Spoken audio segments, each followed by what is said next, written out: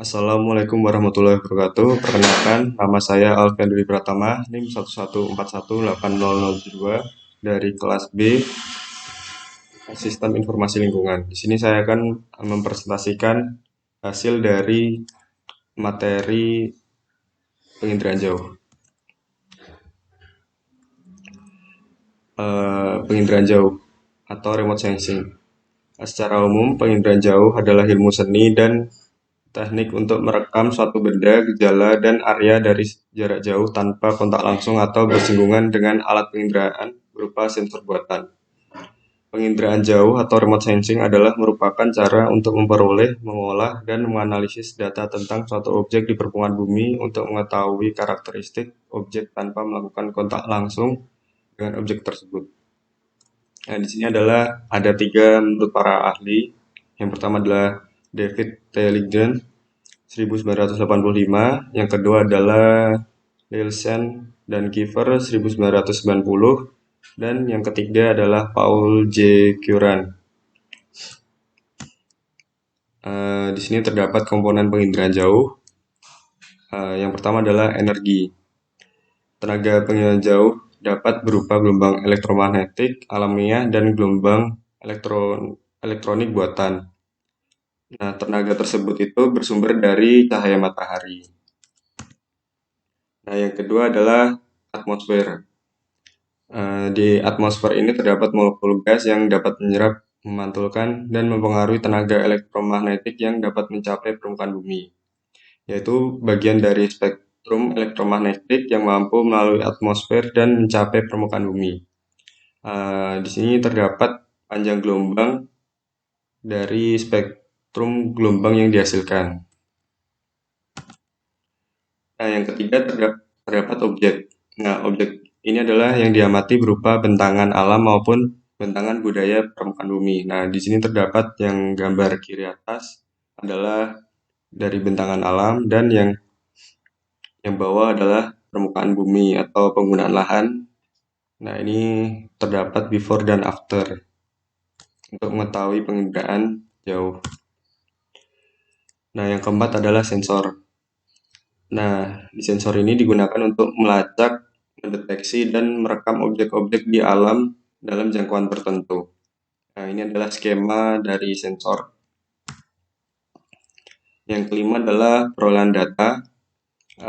Perolehan data ini dilakukan dengan cara manual, yaitu dengan cara menginterpretasikan foto udara secara visual dan cara digital atau numerik dengan menggunakan komputer dan disertai dengan aplikasi. Yang keenam adalah penggunaan data. Sebagai tolak ukur, keberhasilan aplikasi penginderaan jauh dipengaruhi oleh pengetahuan disiplin ilmu masing-masing lembaga maupun perorangan. Maka dari itu dalam pengolahan data penginderaan jauh itu harus teliti dan akurat. Ini adalah terdapat jenis-jenis penginderaan jauh.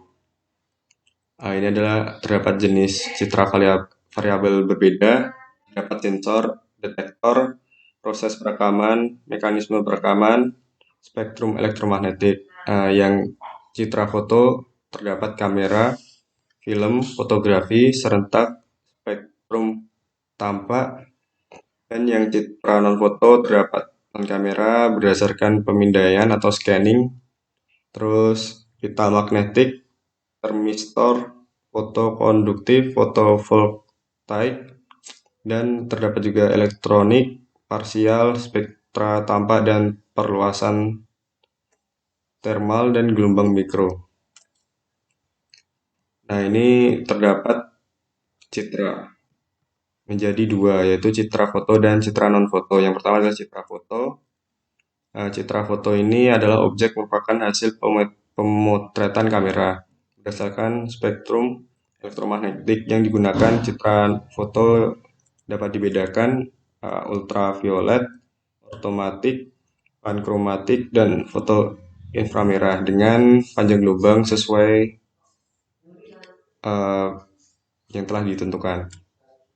Dan di sebelah kanan terdapat contoh citra foto. Nah, yang kedua ini adalah citra non-foto.